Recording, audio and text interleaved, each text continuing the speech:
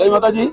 અત્રે ક્ષત્રિય સમાજના બધા આગેવાનો, યુવાન આગેવાનો એ મર્યાદિત સમયમાં રાજકોટ જિલ્લામાંથી ખાલી આવ્યા છે અને કલેક્ટર સાહેબને આવેદનપત્ર આપવાનું છે કે અનિશ્ચિત જે ગુનો દાખલ થયો એ ગુનામાં તટસ્થ તપાસ થાય અને પોલીસ તપાસ કરી રહી છે।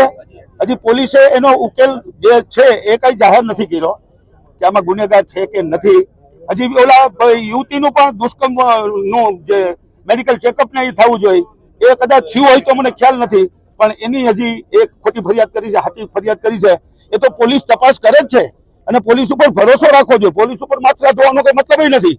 પોલીસ અને ન્યાયતંત્ર ઉપર સંપૂર્ણ ભરોસો છે, ભૂતકાળમાં હતો, આજે પણ છે અને દરેકને પણ હોવો જોઈએ। એટલે આજે અમે આવેદનપત્ર એ હેતુથી આપી છે, તપાસ કરો, ગુનેગાર હોય તો 100% સજા થવી જ જોઈએ।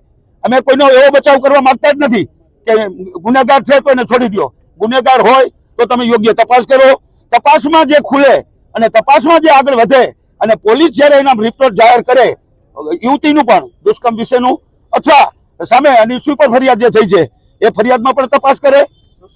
સુસાઇડ નોટ મળી આવી છે, સુસાઇડ નોટમાં અલગ અલગ અક્ષરો છે એવું એમનું કહેવાનું થાય છે। મેં વાંચી નથી પણ મીડિયા મારફત મેં વાંચી છે।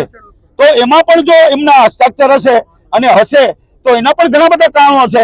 એના આત્મઘાત કર્યા પહેલા એને દુષ્કર્મ ન કર્યું હોય તો એને સામે આવવું જોઈએ અને કેવું જોઈએ હું નિર્દોષ છું અને નિર્દોષ માણસ હંમેશા સામે જ આવે, આવું પગલું જ ન ભરે।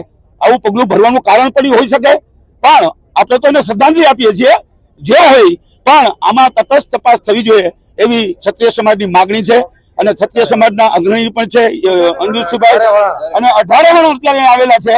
મેમણ સમાજ, મુસ્લિમ સમાજ, એ પણ હજુ આપ સામે દલિત સમાજ, તમામ 18 જણમાં તમામ આવી ગયા। આ ખાલી એક ક્ષત્રિયની ઓલી નથી, આ રેલી નથી, આ આંદોલન નથી, માત્ર આવેદનપત્ર કલેક્ટર સાહેબને આપવાનું છે અને એને પણ તમારી સમક્ષ વિનંતી કરવાની છે। જય માતાજી।